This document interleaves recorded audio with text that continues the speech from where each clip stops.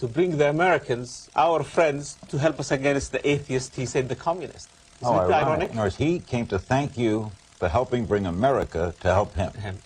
And now he may be responsible for bombing America. Absolutely. What did you make of him when you met him? I was not impressed, to be honest with you. Not impressed? No, I thought he was simple and very quiet guy.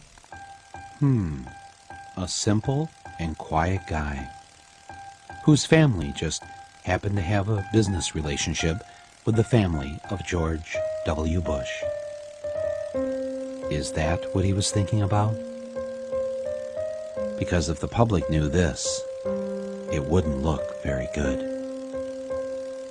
Was he thinking, you know, I need a big black marker?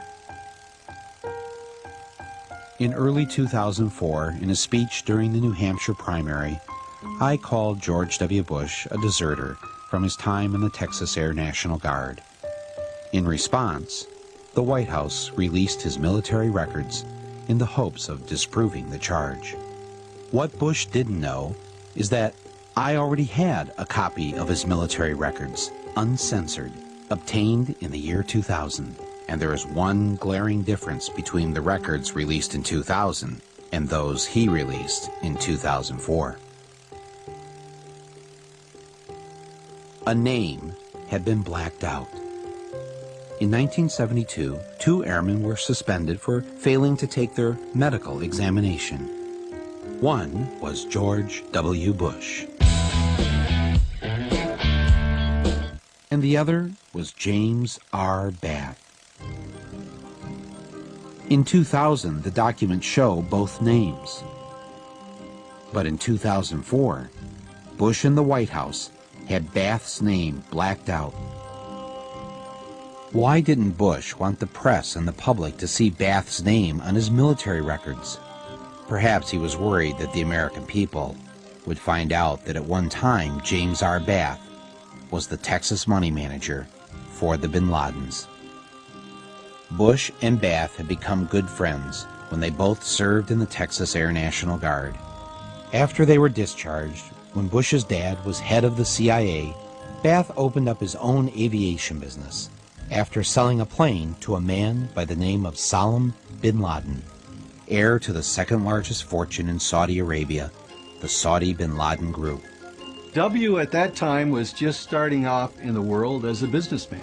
Because he's a guy who's always tried to emulate his father, he decided to go into the oil business. He founded an oil company, a drilling company out in West Texas called Arbusto, which was very, very good at drilling dry holes that nothing came out of. But the question has always been, where did this money come from? Now his dad was rich. His dad could have done this for him, but his dad didn't do this for him. There's no indication that Daddy wrote a check to start him off in this company. So where did George W. Bush get his money? I'm George Bush. One person who did invest in him was James R. Bath. Bush's good friend, James Bath, was hired by the bin Laden family to manage their money in Texas and invest in businesses. And James Bath himself, in turn, invested in George W. Bush. Bush ran Arbusto into the ground, as he did every other company he was involved in, until finally one of his companies was bought by Harken Energy, and they gave him a seat on their board.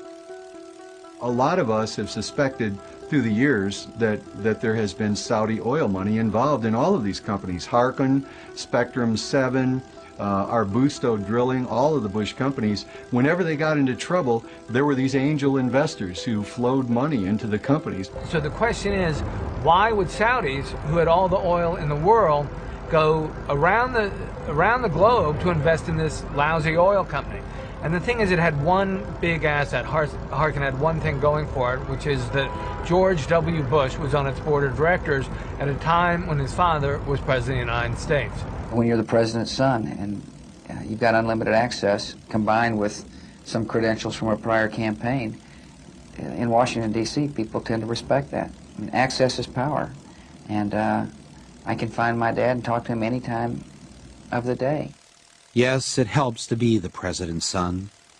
especially when you're being investigated by the Securities and Exchange Commission. In 1990, when Mr. Bush was a director of Harken Energy, he received this memo from company lawyers warning directors not to sell stock if they had unfavorable information about the company. 1 week later, he sold $848,000 worth of Harken stock. 2 months later, Harken announced losses of more than $23 million. The James Baker law partner who helped Bush beat the rap from the SEC was a man by the name of Robert Jordan, who, when George W. became president, was appointed ambassador to Saudi Arabia. After the Harken debacle, the friends of Bush's dad got him a seat on another board of a company owned by the Carlyle Group. We wanted to look at which companies actually gained from September 11th. Turned up this company, Carlyle Group. The Carlyle Group is a multinational conglomerate that invests in heavily government-regulated industries like telecommunications, healthcare, and particularly defense. Both George W. Bush and George H.W. Bush worked for the Carlyle Group, the same company that counted the bin Laden family among its investors.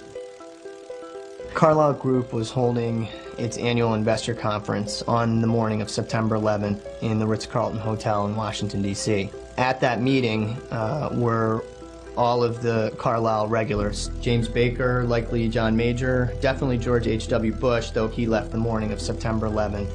Shafiq bin Laden, who is Osama bin Laden's half-brother, and was in town to look after his family's investments in the Carlyle Group.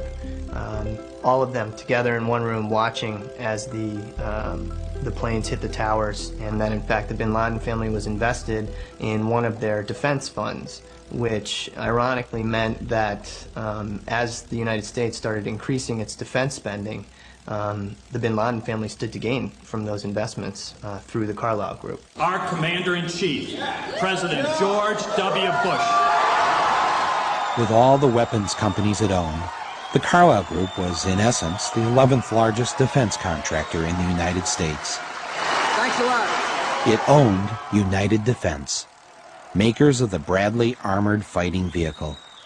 September 11th guaranteed that United Defense was going to have a very good year. Just 6 weeks after 9/11, Carlyle filed to take United Defense public, and in December made a one-day profit of $237 million. But sadly, with so much attention focused on the bin Laden family being important Carlyle investors, the bin Ladens eventually had to withdraw. Bush's dad, though, stayed on as senior advisor to Carlyle's Asia board for another 2 years. As unseemly as it seems to know that George H.W. Bush was meeting with the bin Laden family while Osama was a wanted terrorist, well before September 11th. It's very discomforting for Americans to know that. George H.W. Bush is a man who has obviously incredible reach into the White House. He receives daily CIA briefings, which is the right of any ex-president, but very few ex-presidents actually exercise that right. He does. And I think in a very real way, they are benefiting from the confusion that arises when George H.W. Bush visits Saudi Arabia on behalf of Carlyle and meets with the royal family and meets with the bin Laden family. Is he representing the United States of America, or is he representing an investment firm in the United States of America, or is he representing both? This company is about money. It's not about conspiracies to run the world or engineer political maneuvering and things like that. It's about making money, and it's about making a lot of money, and they've done very well. I can get you on the record on this question. In the White House view, there's no ethical conflict in former President Bush and former Secretary of State Jim Baker using their contacts with world leaders to represent one of the most well-known military arms dealers, the Carlyle Group. The President has full faith that his family will conform with all proper ethics laws, and will act properly in their conduct. Okay, so let's say one group of people, like the American people, pay you $400,000 a year to be President of the United States. But then another group of people invest in you, your friends, and their related businesses $1.4 billion over a number of years. Who are you going to like? Who's your daddy? Because that's how much the Saudi royals and their associates have given the Bush family, their friends, and their related businesses in the past 3 decades. Seems like a very nice reunion with friends. Is it rude to suggest that when the Bush family wakes up in the morning, they might be thinking about what's best for the Saudis instead of what's best for you or me? Because $1.4 billion just doesn't buy a lot of flights out of the country. It buys a lot of love.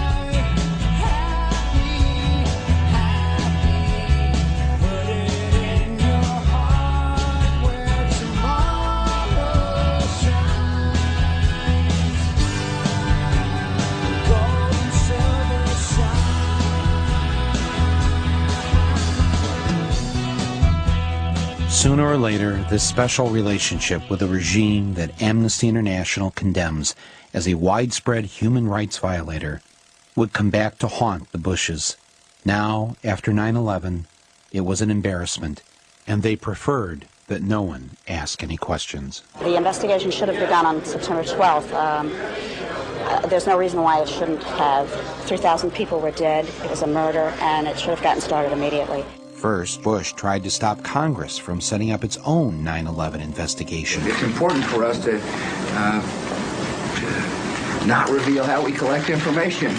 That's what the enemy wants, and we're fighting an enemy. When he couldn't stop Congress, he then tried to stop an independent 9/11 commission from being formed. The president's position was a break from history. Independent investigations were launched within days of Pearl Harbor and President Kennedy's assassination. But when Congress did complete its own investigation, the Bush White House censored 28 pages of the report.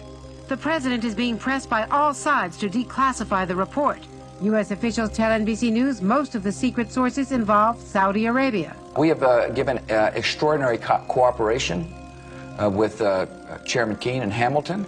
We haven't gotten the materials we needed, and we certainly haven't gotten them in a timely fashion. The deadlines we set have passed. Will you testify before the commission?